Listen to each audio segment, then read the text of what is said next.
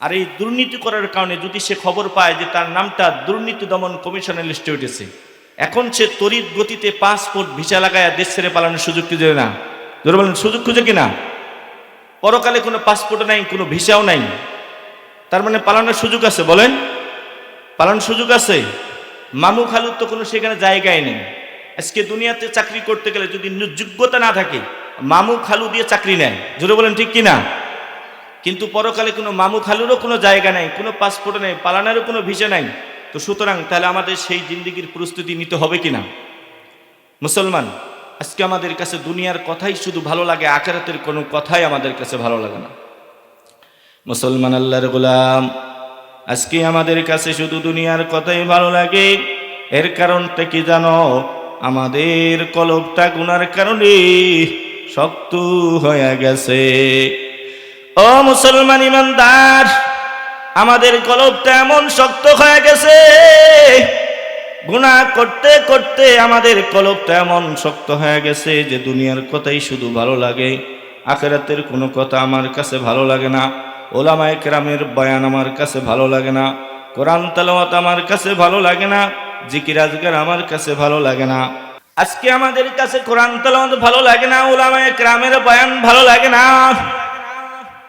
ও মুসলমান, আজকে আমাদের কাছে শুধু দুনিয়ার জিন্দেগিটাই ভালো লাগে, আখিরাতের কোনো কথা আমার কাছে ভালো লাগে না। মুসলমান ইমানদার গো, আপনারা সকলেই জন্ডিস রোগ চিনেন। জন্ডিস চিনেন? এই জন্ডিসওয়ালা রোগীর কাছে যদি পোলাও বিরিয়ানি যদি দিয়ে দেওয়া হয়, তাকে যদি বলা হয় ভাই খাও না কেন, বলে ভালো লাগে না। বলে কেন ভালো লাগে না? বলে তিতা লাগে। মুসলমান আল্লাহর গোলাম, আসলে পোলাও বিরিয়ানির দোষ নাকি তার জিহ্বার দোষ? জিহ্বার দোষ কিনা? আচ্ছা, এখানে কি আমরা কবরস্থান নাকি? যার কোনো উত্তর নেই। পোলাও বিরিয়ানির দোষ নাকি তার জিহ্বার দোষ?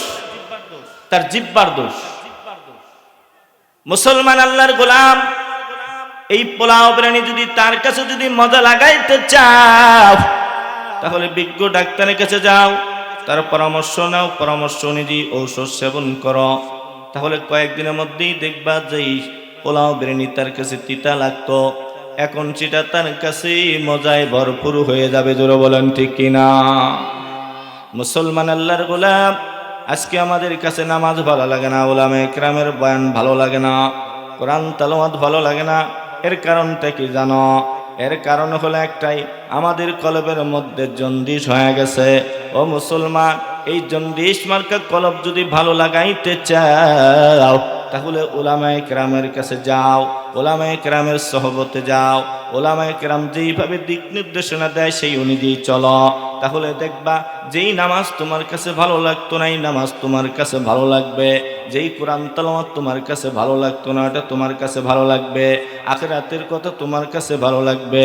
ও মুসলমান ইমানদার, আল্লাহ পাক রব্বুল আলামিন ওই রূহের জগতে আমাদেরকে প্রশ্ন করেছিলেন, আলাস্তু বিরাব্বিকুম, আমি কি তোমাদের রব নই? আমরা সকলেই বলেছিলাম বালা, হ্যাঁ আপনি আমাদের প্রভু। তবে উত্তরটা সকলেই একসাথে দেয় নাই, সিরিয়াল অনুযায়ী দিয়েছে। বলে কেমনে সিরিয়াল অনুযায়ী দিয়েছে? শিক্ষক মহোদয় ক্লাসরুমে যাইয়া ছাত্রদেরকে প্রশ্ন করেছে, ও ছাত্ররা বলো দেখি বাংলাদেশ কত সালে স্বাধীন হয়েছে? 1 নম্বর ছাত্র দাঁড়ায় গেছে, সে বলে বাংলাদেশ 1971 সালে 16 ডিসেম্বরে স্বাধীন হয়েছে। 2 নম্বর ছাত্র দাঁড়ায়ছে, বলে বাংলাদেশ স্বাধীন হয়েছে 1971 সাল 16 ডিসেম্বর। 3 নম্বর ছাত্র দাঁড়ায় গেছে, সেও বলে বাংলাদেশ স্বাধীন হয়েছে 1971 সাল 16 ডিসেম্বর। ও মুসলমান, এবার আমার একটা কথার উত্তর আপনারা দেন। এক ক্লাসের মধ্যে যতগুলো ছাত্র থাকে, এই ছাত্র সবগুলো পড়ে না কিছু ছাত্র আছে ঘুরে? সব ছাত্র লেখাপড়া করে? আপনাদের এলাকায় মনে আছে সব ছাত্র লেখাপড়া করে? আমাদের ক্লাসে বা আমরা যারা পড়ছি কিছু ছাত্র আছে দেখছি, ও খালি ঘুরে না, বাহিরে মোবাইল নিয়ে ঘুরে। তো এই ঘুরুন না ছাত্র সিরিয়াল যখন আসছে, তো শিক্ষক মহোদয় বলে বলো দেখি বাংলাদেশ কত সালে স্বাধীন হয়েছে? এখন সে চিন্তা করে, জানিও না কোনোদিন বাংলাদেশ স্বাধীন হয়েছে, জানিও না কোনোদিন পড়ার জন্য বই নিয়ে টেবিলে বসি নাই। যেহেতু 1 নম্বর 2 নম্বর 3 নম্বর ছাত্র বলেছে তারা ভালো ছাত্র, তারা তো লেখাপড়া করেই ভালো হয়েছে, কি বলেন? 1 নম্বর 2 নম্বর 3 নম্বর ছাত্র যেহেতু বলেছে, বাংলাদেশ 1971 সালে 16 ডিসেম্বর স্বাধীন হয়েছে। আমরা তাই বলবো, আমিও তাই বলবো, তারা যদি 5 নম্বর পায় আমিও 5 নম্বর পাব, তারা যদি ফেল যায় আমিও ফেল যাব। তাতে আমার কোনো আফসোস নাই, কারণ আমি তো কোনোদিন পড়ার জন্য বই নিয়ে বসি নাই। বলেন ঠিক আছে না? এক এক করে সব গুরুন্না ছাত্র যারা আছে তারা সকলেই বলছে বাংলাদেশ স্বাধীন হয়েছে 1971 সাল 16 ডিসেম্বর। সকলে এইভাবে এক এক করে একই উত্তর দিয়েছে। শিক্ষক মহোদয় ডাক দিয়ে বলে, ছাত্র, আমি যে প্রশ্ন করেছি প্রশ্ন অনুযায়ী তোমাদের উত্তর সহি, সেই অনুযায়ী সকলে সমান নাম্বার পাও। কিন্তু আমি শিক্ষক মহোদয় জানি তোমাদের সকলে সমান নাম্বার পাওয়ার অধিকার নাই, তোমাদের সকলে 5 নম্বর পাওয়ার অধিকার নাই। আমি যদি তোমাদের সকলকে যদি তোমাদের প্রশ্ন অনুযায়ী যদি সমান নাম্বার দিয়ে দেই, তাহলে আমার কিছু ছাত্রের প্রতি বড় বেঞ্চবি হয়ে যায়। কিছু ছাত্র আমার রাত জেগে জেগে লেখাপড়া করলো, বাবার টাকা খরচ করে প্রাইভেট করে লেখাপড়া করলো, আর ওই ছাত্রগুলোকে যদি ওই নাম্বার দিই, তোমাকেও যদি ওই নাম্বার দিয়ে দিই, তাহলে আমার এই ছাত্রগুলোর প্রতি বড় বেঞ্চবি হয়ে যায়। ও ছাত্র, আমি কারো প্রতি বেঞ্চবি করতে পারবো না। আর আমি যদি আমার জানা অনুযায়ী কাউকে কম নাম্বার, কাউকে বেশি নাম্বার, কাউকে ফেল নাম্বার দিয়ে দেয়, তাহলে ওই কম নাম্বারওয়ালারা প্রশ্ন করবে, ও শিক্ষক মহোদয়, তারা যে প্রশ্ন উত্তর দিয়া 5 নাম্বার পাইল, আমরা কেন ওই প্রশ্ন উত্তর দিয়া কেন ফেল নাম্বার পাইলাম, কম নাম্বার পাইলাম? প্রশ্ন করবে কি করবে না? করবে কি করবে না? শিক্ষক মহোদয় ডাক দিয়ে বলেন, না না, আমি কারো প্রতি বেঞ্চবিও করতে পারবো না, কারো প্রশ্নের সম্মুখীন হইতে পারবো না। সুতরাং তোমাদের জন্য একটা মধ্যম পন্থা অবলম্বন করব। সেটা কি? পরীক্ষার হল যাও, পরীক্ষা দাও, কার ভিতরে কতটুকু যোগ্যতা আছে প্রমাণ করো। তারপরে দেখা যাবে কে পাশের ছাত্র, কে ফেলের ছাত্র, চেনা যাবে কিনা।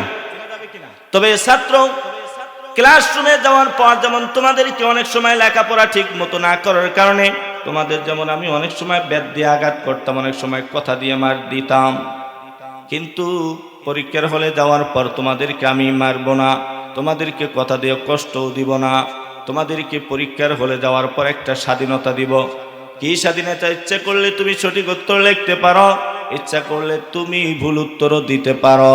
তবে ছাত্র জেনে রাখো, স্বাধীনতা পাওয়ার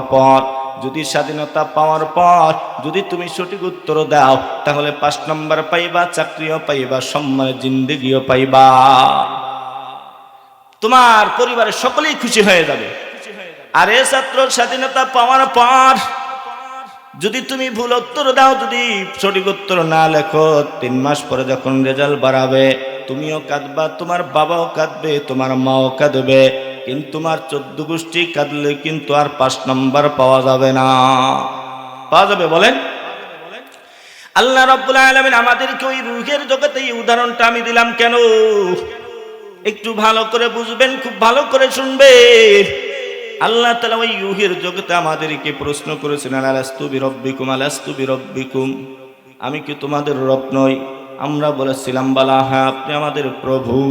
মুসলমান ইমানদার, 1 নম্বর ছাত্র আমাদের পয়গম্বর মুহাম্মদুর রাসূলুল্লাহ সাল্লাল্লাহু আলাইহি ওয়াসাল্লাম 1 নম্বর ছাত্র হয়ে বলেছিলেন বালা। 2 নম্বর ছাত্র সমস্ত নবীগণ 2 নম্বর ছাত্র হয়ে বলেছিলেন বালা। 3 নম্বর ছাত্র সমস্ত মুমিনগণ, আউলিয়া ইকরামগণ, তেনারা সকলেই 3 নম্বর ছাত্র হয়ে বলেছিলেন বালা। 4 নম্বর ঘুরুন্না ছাত্র ফিরাউন, আবু জেহেল, নমরুদ, ফিরাউন, আরো যত কাফের আছে, যত বেঈমান আছে, এরাই ঘুরুন্না ছাত্র, তারাও বলেছিল বালা। আল্লাহ পাক রব্বুল আলামিন বলেন, আমার প্রশ্ন অনুযায়ী তোমাদের উত্তর সঠিক। তোমাদের এই প্রশ্ন উত্তরে যদি আমি তোমাদের সকলকে জান্নাত দিয়ে দিই, তাহলে আমার কিছু বান্দার প্রতি বড় বেঞ্চবি হয়ে যায়। আর আমার ইলম অনুযায়ী যদি কাউকে জান্নাত, কাউকে জাহান্নাম দিয়ে দেয়, তাহলে ওই জাহান্নামী ওয়ালারা প্রশ্ন করবে, আয় আল্লাহ, তারা যে প্রশ্ন উত্তর দিয়ে জান্নাত পাইলো, আমরা ওই প্রশ্ন দিয়ে কিভাবে জাহান্নাম পাই? প্রশ্ন করবে কি করবে না? আল্লাহ বলেন, আমি কোনো প্রশ্ন, আমি কারো প্রতি বেঞ্চবি করতে পারবো না, আমি কারো প্রশ্নের সম্মুখীন হতে চাই না। আমি তোমাদের জন্য একটা মধ্যম পন্থা অবলম্বন করব। সেটা কি? পরীক্ষার হল যাও, দুনিয়াতে যাও, পরীক্ষা দাও, কার ভিতরে কতটুকু যোগ্যতা আছে প্রমাণ করো, কে জান্নাতি কে জাহান্নামী প্রমাণ করো। আল্লাহ রাব্বুল আলামিন আমাদেরকে কেন দুনিয়াতে প্রেরণ করলেন? এর উত্তর দিয়ে বলেন, আমি মানুষকে দুই কারণে দুনিয়াতে প্রেরণ করলাম। এক নম্বর পরীক্ষার জন্য। জুড়ে বলেন কি? আল্লাহ তাআলা আমাদেরকে কেন দুনিয়াতে পাঠাইলেন? উত্তর দিয়ে বলেন, আমি মানুষকে এক নম্বর পরীক্ষার জন্য পাঠাইলাম। আরেকটা হলো আইয়ুকুম আহসানু আমালা, কে কতটুকু ভালো কাজ করে এটা দেখার জন্য। মুসলমান আল্লাহর গোলাম, তার মানে আমরা দুনিয়াতে খেল তামাশার জন্য আসি নাই, আমরা দুনিয়াতে পরীক্ষারত অবস্থায় আছি। ওই রুহের জগতেই তো আল্লাহ তাআলা আমাদেরকে জান্নাত দিতে পারতেন, কিন্তু আল্লাহ তাআলা কেন দেয় নাই সেই উদাহরণটা আমি আপনাদেরকে উদাহরণ দিয়ে বুঝাইলাম। ও মুসলমান ইমানদার, আল্লাহ তাআলা আমাদেরকে দুনিয়াতে প্রেরণ করেছে পরীক্ষার জন্য, তার গোলামির জন্য। ভিন্ন কোনো উদ্দেশ্য নিয়ে আল্লাহ তাআলা আমাদেরকে পাঠায় নাই, আমাদেরকে দুনিয়াদারি করার জন্য পাঠায় নাই। মুসলমান আল্লাহর গোলাম, এজন্য আমরা জান্নাত চাই কিনা? জান্নাত চাই কিনা? জান্নাত যদি জান্নাত চাই, তাহলে জান্নাতি কাজ করতে হবে কিনা? জান্নাত চাইলে জান্নাতি কাজ করতে হবে না? শুধু জান্নাত চাইলাম আর জান্নাত পেয়ে গেলাম? সুতরাং আমাদেরকে জান্নাতি কাজ অবশ্যই করতে হবে। করতে হবে কিনা? জান্নাত যদি চান তাহলে দুইটা কাজ। কয়টা কাজ? দুইটা কাজ করবেন। দুইটা কাজ করলে আল্লাহ তাআলা বলেন তার স্থান জান্নাত হবে। আম্মা মান খাফা মাকামা রাব্বিহ ওয়া নাহান নাফসা আনিল হাওয়া। আল্লাহ তাআলা বলেন আম্মা মান খাফা মাকামা রাব্বিহ, যে ব্যক্তির ভিতরে আল্লাহর উপস্থিতির ভয় থাকবে, ওয়া নাহান নাফসা আনিল হাওয়া, আর যে ব্যক্তি নিজের মনকে নফসের খাহেসাত থেকে ফেরাবে, আল্লাহ বলেন ফা ইন্নাল জান্নাতা হিয়াল মাওয়া, তার স্থানটা জান্নাত। সুবহানাল্লাহ। কয় গুণ? দুই গুণ। যেখানেই থাকেন সব জায়গায় আল্লাহর ভয় দিলের ভিতরে রাখা। আল্লাহর ভয় দিলের ভিতরে রাখা, যে আল্লাহ আমাকে দেখতেছে, দুনিয়ার কেউ না দেখুক কিন্তু আল্লাহ আমাকে দেখতেছে। এই চিন্তা চেতনা যদি কারো ভিতরে থাকে, বান্দা যখন দেখবে আমি দুনিয়ার কেউ আমাকে দেখতেছি কিন্তু আল্লাহ দেখতেছে, আমি যে নামাজ পড়তেছি না আল্লাহ তো আমাকে দেখতেছে, আমি যে সুদ খাইতেছি কেউ দেখতেছে না আল্লাহ আমাকে দেখতেছে, এই চিন্তা করে নামাজি যদি বাজারের দিকে দৌড় না দিয়ে মসজিদ দিকে দৌড় দেয়, আল্লাহ বলেন তার স্থান জান্নাত। সুদখোর যদি এই চিন্তা করে সুদ ছেড়ে দেয়, আল্লাহ বলেন তার স্থান জান্নাত। চোর চুরি করার জন্য গেছে, গভীর রাত হাত বাড়ায় দিছে, এমন তো অবস্থায় স্মরণ হয়ে গেছে, দুনিয়ার কেউ দেখে না, সবাই ঘুমায় গেছে কিন্তু আল্লাহ দেখতেছে, এই চিন্তা করে চোর যদি চুরি না করে হাতটা ফিরায় নেয়, আল্লাহ বলেন তার স্থান জান্নাত। আরেকটা গুণ কি? ওয়ানাহান নাফসা আনিল হাওয়া, নিজের মনটাকে নফসের খাহেসাত থেকে ফিরাইতে হবে। আল্লাহ বলেন এই দুই গুণ যার ভিতরে পাওয়া যাবে, আল্লাহ বলেন তার স্থান জান্নাত। কয় গুণ? নিজের মন সবসময় খারাপের দিকে ধাবিত হয়, আমাকে গান বাজনা শুনতে মন চায় না, শোনা যাবে না। নফসের খাহেসাত সবসময় খারাপ কাজ থেকে মনকে, মনের চাহাত হলো খারাপ কাজের দিকে ধাবিত করা, আমাকে খারাপ কাজের দিকে যাওয়া যাবে না। এই দুই গুণ যদি আমরা পারি তো ইনশাআল্লাহ আল্লাহ তাআলা আমাদের কি দিবেন? জান্নাত দিয়ে দিবেন। আমি আপনাদের সম্মুখে সূরা ফাতিহা তেলাওয়াত করেছি। সূরা ফাতিহার কয়েকটি নাম রয়েছে, তার মধ্যে প্রধান দুইটি নাম। আল্লাহ তাআলা সূরা ফাতিহাকে ফাতিহা করে কেন নামকরণ করলেন, আগে এই নামটা বলি, তারপর এই নামকরণের কারণটা বলি, তারপরে আমার মূল আলোচনার দিকে যাব ইনশাআল্লাহ। সূরা ফাতিহার কে আল্লাহ তাআলা ফাতিহা করে কেন নামকরণ করলেন? আল্লাহ তাআলা যখন কোন সূরার নামকরণ করতেন, তখন তিনি কোন সূরার ফজিলতের দিকে লক্ষ্য করে হয়তো নামকরণ করতেন, না হয় সূরার অর্থের দিকে লক্ষ্য করে নামকরণ করতেন, না হয় সূরার সমর্থক কোনো বিষয়ের প্রতি লক্ষ্য করে আল্লাহ তাআলা নামকরণ করতেন, না হয় সূরার মাঝখান থেকে কোনো একটা শব্দকে চয়ন করে নামকরণ করতেন, না হয় কোনো সূরার প্রথম শব্দের দিকে লক্ষ্য করে নামকরণ করতেন। আল্লাহ তাআলা সূরা ফাতিহাকে ফাতিহা করে কেন নামকরণ করলেন? সূরা ফাতিহার কয়েকটি নাম, তার মধ্যে প্রধান দুইটা নাম। এক নম্বর সূরাতুল ফাতিহা, সূরাতুল ফাতিহা, আরেকটা হলো সূরাতুল হাম। সূরা ফাতিহাকে ফাতিহা করে কেন নামকরণ করলেন? ফাতহুন শব্দের অর্থ হলো খোলা, আরম্ভ করা, চালু করা, শুরু করা। যেহেতু সূরা ফাতিহার মাধ্যমে কোরআন ওপেন করা হয়, চালু করা হয়, শুরু করা হয়, এই দিকে লক্ষ্য করে আল্লাহ তাআলা সূরা ফাতিহাকে ফাতিহা করে নামকরণ করছেন। সুবহানাল্লাহ। সূরা ফাতিহাকে আলহামদু করে কেন নামকরণ করলেন? সূরা ফাতিহার প্রথম শব্দ আলহামদু। প্রথম শব্দ কি? আলহামদু। এই শব্দের দিকে লক্ষ্য করে আল্লাহ তাআলা সূরা ফাতিহাকে আলহামদু করে নামকরণ করেছেন। সূরা ফাতিহার আরেকটা নাম হচ্ছে উম্মুল কুরআন। উম্মুল কুরআন, কোরআনের মা। অর্থ কি? কোরআনের মা। কোরআনের মা করে কেন নামকরণ করলেন? মুফাসসিরিনে কেরাম তাফসীরের কিতাবে লেখেন, সূরা ফাতিহার ভিতরে যা আছে পুরা 30 পারা, 1 থেকে নিয়ে 30 পারা কোরআনের ভিতরে তা আছে। সুবহানাল্লাহ। তার মানে সূরা ফাতিহা এই 30 পারা কোরআন, 1 থেকে নিয়ে 30 পারা কোরআন, এটা সূরা ফাতিহার কি ব্যাখ্যা। সূরা ফাতিহার আরেকটা নাম হচ্ছে সূরাতুশ শিফা। সূরাতুশ শিফা রোগ মুক্তির সূরা, রোগ মুক্তির সূরা। এজন্যই দেখবেন যখন আমরা কোনো বাচ্চা যখন অসুস্থ হয় মসজিদের হুজুরের কাছে নিয়ে যাই পানি পরানোর জন্য, হুজুরও দেখবেন সূরা ফাতিহা পড়ে ফু দেয়। কেন? কারণ রাসূল সাল্লাল্লাহু আলাইহি ওয়াসাল্লাম হাদিস শরীফের মধ্যে বলছেন যে সূরা ফাতিহা সকল রোগের ঔষধ, সকল রোগের ঔষধ। সুবহানাল্লাহ বলেন। অর্থাৎ এমন কোন রোগ নাই যেই রোগের চিকিৎসা সূরা ফাতিহার ভিতরে নেই। তবে একটা রোগের চিকিৎসা নাই, সেটা হলো মৃত্যু রোগের রোগ। কারণ সূরা ফাতিহার মাধ্যমে মৃত্যু ব্যক্তিকে কি করা যায় না? জিন্দা করা যায় না।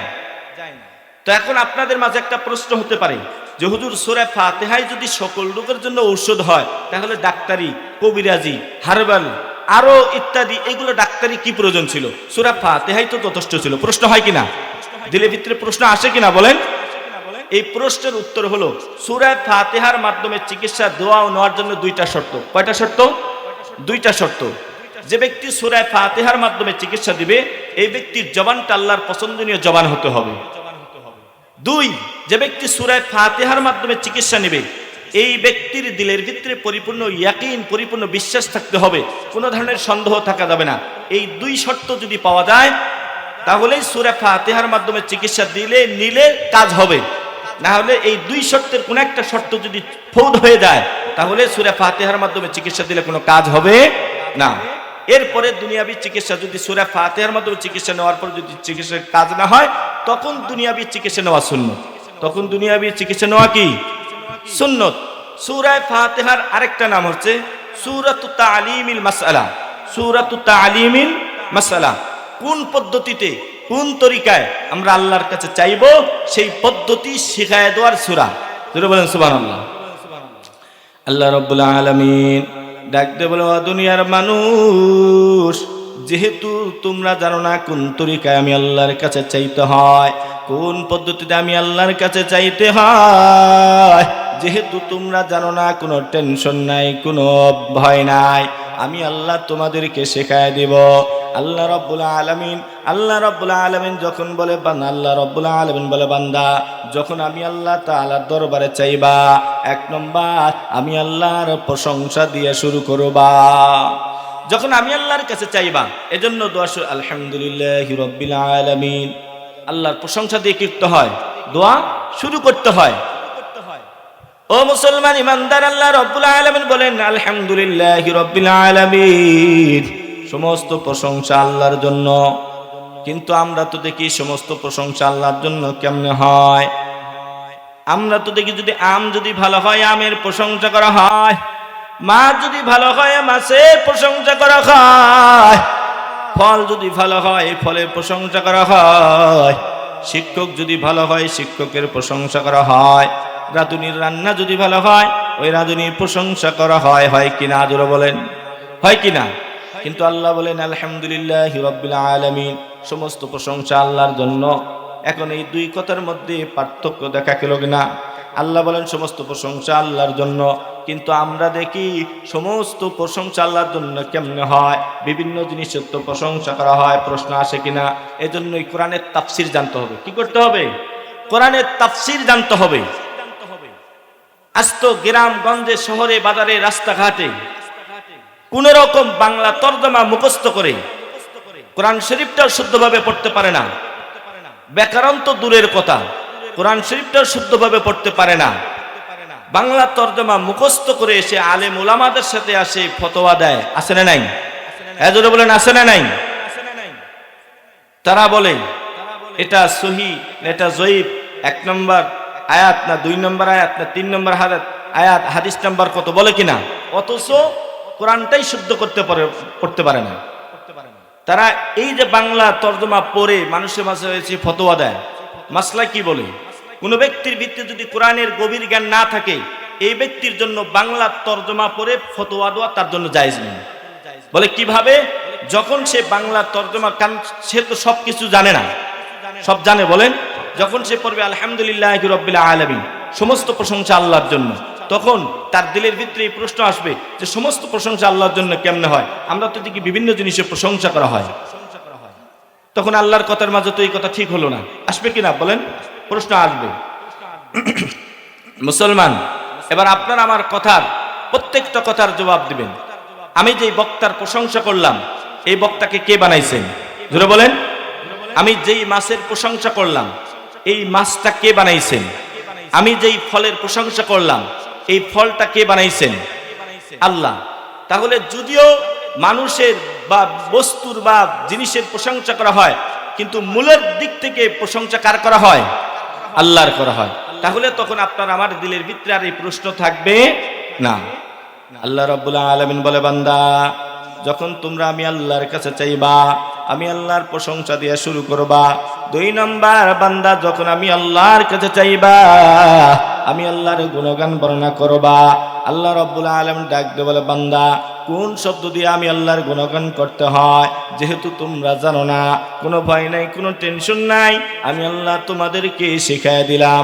আল্লাহ রাব্বুল আলামিন বলেন, আর রহমানির রহিম, যিনি পরম দয়ালু, অতি মেহেরবান। রহিম শব্দের অর্থ দয়া, রহমান শব্দের অর্থ দয়া। এখন আপনার আমার প্রশ্ন হতে পারে যে রহিম শব্দ অর্থ দয়া, রহমান শব্দ অর্থ দয়া, একই অর্থের 2 শব্দ এক জায়গায় আনার দরকার কি ছিল? একটা শব্দই আনলেই তো হতো, কি বলেন? হয় কি না? রহমান শব্দের অর্থ দয়া, রহিম শব্দ অর্থ দয়া, কিন্তু 2 শব্দ আনার কি প্রয়োজন ছিল? মুসলমান, বাহ্যিক ভাবে যদিও 2টা শব্দের অর্থ এক দেখা দেয়, কিন্তু ভিন্ন ভাবে দেখলে 2 অর্থে 2 শব্দের মাঝের অর্থ আকাশ জমিনের ব্যবধান। রহমান শব্দের দয়া আল্লাহ তাআলা দুনিয়াতে সবার প্রতি ঘটাবেন, মুসলমানদেরকে দয়া করবেন, কাফেরদেরকে দয়া করবেন, বেঈমানদেরকে সকলকেই দয়া করবেন, আল্লাহর প্রিয় বান্দাদেরকে দয়া করবেন, গুনাহগারদেরকে দয়া করবেন, সকলকেই দয়া করবেন। কিন্তু রহিম নামের দয়া আল্লাহ তাআলা কাল আখিরাতে ঘটাবেন, শুধু মুমিনদের প্রতি এটা দয়া করবেন, ওই দিন কোনো কাফেরকে দয়া করা হবে না। এজন্য আল্লাহ শুকর ও সুজুদ যে আল্লাহ তাআলা আমাদেরকে ইসলাম ধর্ম গ্রহণ করার তৌফিক দান করেছেন, ঈমান নামক দৌলত আমাদেরকে দান করেছেন। যে দেখেন আল্লাহর দয়া কি পরিমাণ। হাদিস শরীফের মধ্যে আসছে যে আল্লাহ তাআলা এই দয়াকে 100 ভাগ করেছেন, 99 ভাগ তিনার জন্য রেখে দিয়েছেন, 1 ভাগ আবার 100 ভাগ করেছেন। এই 100 ভাগকে 99 ভাগ আবার রাসূলকে দিয়েছেন, 1 ভাগ সমস্ত মাখলুকাতের মধ্যে ছড়াইয়া দিয়েছেন। এই 1 ভাগ মায়ার কারণে শুধু মানুষকে দেয় নাই, গরু ছাগলকেও দিয়েছে, হাঁস মুরগি যতগুলো পশু পাখি আছে সকলের ভিতরে 1 ভাগ দয়া ছড়িয়ে দিয়েছে। তাহলে দেখেন 99 ভাগ দয়া আল্লাহর জন্য, 1 ভাগ দয়াকে আবার 100 ভাগ করেছেন, 99 ভাগ রাসূলকে দিয়েছেন, 1 ভাগ দয়া সমস্ত মাখলুকাতের ভিতরে দিয়েছেন। এই সামান্য একটু দয়ার কারণে আমি আপনি আমার ছেলেকে মহাব্বত করি, আমার বাবাকে মহাব্বত করি, আমার উস্তাদকে মহাব্বত করি, আমার দাদা দাদিকে মহাব্বত করি, আমার আত্মীয় স্বজনদেরকে মহাব্বত করি, আল্লাহর মাখলুককে মহাব্বত করি, ভালোবাসি। তাহলে আল্লাহর দয়া তাহলে কত? চিন্তা করে দেখেছেন? মুসলমান, আল্লাহর গোলাম, আল্লাহ রাব্বুল আলামিন বলে, বান্দা যখন আমি আল্লাহর কাছে চাইবা, 1 নম্বর আমি আল্লাহর প্রশংসা করবা, 2 নম্বর আমি আল্লাহর গুণগান বর্ণনা করবা, 3 নম্বর বান্দা যখন আমি আল্লাহর কাছে চাইবা, আমি আল্লাহর ক্ষমতা বর্ণনা করবা। এ বান্দা কোন শব্দ দিয়ে আমি আল্লাহর ক্ষমতা বর্ণনা করবা যেহেতু তোমরা জানো না, ভয় নাই, কোনো টেনশন নাই, আমি আল্লাহ তোমাদেরকে শিখিয়ে দিলাম। মালিক ইয়াউমিদ্দিন, যিনি কিয়ামত দিবসের মালিক, যিনি কিয়ামত দিবসের মালিক। ও বান্দা, যখন তুমি আমি আল্লাহর কাছে চাইবা, 1 নম্বর আমার প্রশংসা করবা, 2 নম্বর গুণগান বর্ণনা করবা, 3 নম্বর আমার ক্ষমতা বর্ণনা করবা। মুসলমান, এখান থেকে আমরা যে এমপি সাহেবের কাছে দরখাস্ত লিখি, চেয়ারম্যানের কাছে দরখাস্ত লিখি, এখান থেকে আমরা যখন কার কাছে প্রশংসা যখন দরখাস্ত লিখি, তখন কি করি? ওই এমপির প্রশংসা করা হয়, ওই এমপির গুণগান বর্ণনা করা হয়, ওই এমপির ক্ষমতা বর্ণনা করা হয়। এই দরখাস্ত লেখা কোথায় শিখলাম? এই সূরা ফাতিহা থেকে আমরা শিখেছি। সুবহানাল্লাহ। তাহলে দেখেন আল্লাহ রাব্বুল আলামিন বলে, বান্দা যখন তুমি আমি আল্লাহর কাছে চাইবা, 1 নম্বর আমি আল্লাহর প্রশংসা দিয়ে শুরু করবা, 2 নম্বর গুণগান বর্ণনা করবা, 3 নম্বর ক্ষমতা বর্ণনা করবা, 4 নম্বর বান্দা তুমি যে আমার কাছে চাইবা এই সম্পর্ক বর্ণনা করো। ও বান্দা তোমার আমার সম্পর্কটা কি এটা বর্ণনা করো, যেহেতু আমরা জানি না। আল্লাহ বলে বান্দা তোমার আমার সম্পর্কটা কি তোমরা যেহেতু জানো না, বান্দা ভয় নাই, কোনো টেনশন নেই, আমি শিখাইয়া দিলাম। আল্লাহ রাব্বুল আলামিন বলেন ইয়াকা না'বুদু ওয়া ইয়াকা নাস্তাঈন। ইয়াকা আপনারই, না'বুদু আমরা ইবাদত করি, ওয়া ইয়াকা এবং আপনার কাছেই, নাস্তাঈন আমরা সাহায্য চাই। তাহলে এখান থেকে আপনার আমার আল্লাহর সাথে সম্পর্কটা কি এটা আল্লাহ তাআলা শিখিয়ে দিয়েছেন। আমার সম্পর্ক আল্লাহর সাথে সম্পর্ক কি, যে মনিব আর গোলামের সম্পর্ক। মনিব আর কিসের? গোলামের সম্পর্ক। আল্লাহ হলেন মনিব, আমরা হলাম তার গোলাম। আপনার সন্তান, কারণ দুনিয়ার ভিতরে যার সাথে যার সম্পর্ক আছে সে তার কাছে তার চাওয়ার অধিকার আছে, যার সাথে যার সম্পর্ক নাই তার কাছে তার চাওয়ার অধিকারও নাই। আপনার সন্তান আপনার কাছে টাকা চায়, কেন চায়? কারণ আপনাদের মাঝে একটা সম্পর্ক আছে, পিতা পুত্রের সম্পর্ক। জোরে বলেন ঠিক কিনা? আমরা আল্লাহর কাছে চাই, আল্লাহর সাথে আমাদের সম্পর্ক, সেটা হলো কি মনিব গোলামের। আমরা হলাম তার গোলাম, তিনি হলেন আমাদের মনিব। মুসলমান, তাহলে আমাদেরকে আল্লাহর সাথে সম্পর্ক করতে হবে কিনা? সম্পর্ক নামাজ না পড়ে হবে? বলেন, রোজা না রাখে হবে? আল্লাহর নাফরমানি করে হবে? আল্লাহর সাথে সম্পর্ক করতে হলে আল্লাহর হুকুম পালন করে সম্পর্ক করতে হবে। আর যদি আল্লাহর সাথে যদি সম্পর্ক যদি আমাদের না থাকে, তাহলে আল্লাহর কাছে চাওয়ারও আমাদের কি নাই, কোনো অধিকার নাই। সুতরাং আল্লাহর কাছে চাইতে হলে, আল্লাহর কাছে পাইতে হলে আল্লাহর সাথে সম্পর্ক করতে হবে। কারণ দুনিয়াতে আপনি আমি, আপনার সন্তান আপনার কাছে টাকা চাইলে টাকা দেন, কিন্তু আপনার আরেক আল্লাহর বান্দা আপনার কাছে এসে টাকা চায়, তাকে টাকা দিতে চান না, যদিও দেন 2-4 টাকা। আর আপনার সন্তানকে 10,000 টাকা দামি মোবাইল কিনে দিলেন, লক্ষ টাকা দামি গাড়ি কিনে দিলেন, কেন দিলেন? আপনার সন্তানের সাথে আপনার একটা কি আছে, পরিচয় আছে। আরেকটা ছেলেকে কেন দিলেন না? তার সাথে তার আমার কি নাই, কোনো সম্পর্ক নাই। তো আল্লাহর সাথে যদি আমরা সম্পর্ক করতে পারি, তাহলে আল্লাহ তাআলা আমাদেরকে ইহকালীন ও পরকালীন শান্তি দান করবেন। তবে আল্লাহর আমাদেরকে কেন পাঠাইছেন আল্লাহ তাআলা, এই কথা আল্লাহ তাআলা আরেক আয়াতের ভিতরে বলেছেন, ওমা খলাকতুল জিন্না ওয়াল ইনসা ইল্লা লিয়াবুদুন। আমি মানুষকে আমার ইবাদতের জন্য, আমার গোলামের জন্যই সৃষ্টি করেছি। তাহলে আল্লাহ আমাদেরকে কেন বানাইছেন? তার গোলামের জন্য। সুতরাং আমাদের ইবাদত বন্দি করার দরকার আছে না নাই? তবে ইবাদত করলেই যে জান্নাত পাবো আবার তা নয়। ইবাদত করলেই যে জান্নাত পাবো তা নয়। তবে ইবাদত আপনার আমার জান্নাত যাওয়ার একটা কি হবে, ওসিলা হবে। আল্লাহর দয়া ছাড়া আমাদের জান্নাত যাওয়া সম্ভব? বলেন, কোনোভাবেই সম্ভব নয়। একটা হাদিস আপনাদেরকে শোনায় দেই। আল্লাহ রাসূল সাল্লাল্লাহু আলাইহি সাল্লাম একবার সাহাবায়ে কেরামদেরকে নিয়ে, যে দেখেন ইবাদত করলেই যে জান্নাত যাওয়া যাবে তা নয়, আল্লাহর দয়া ছাড়া কোনোভাবে জান্নাত যাওয়া সম্ভব না। তবে আল্লাহর দয়া পাইতে হলে ওসিলা লাগবে। ওসিলা কি? ইবাদত। ওসিলা কি? ইবাদত। তবে যদি এই ইয়াকিন নিয়ে থাকি, আমি ইবাদত করছি, আমি নামাজ পড়ছি, আমি জান্নাত পাবো না, তো কে জান্নাত পাবে? এই ধরনের মন মানসিকতা রাখা যাবে না। আল্লাহর দয়া ছাড়া কোনোভাবে জান্নাত যাওয়া সম্ভব নয়।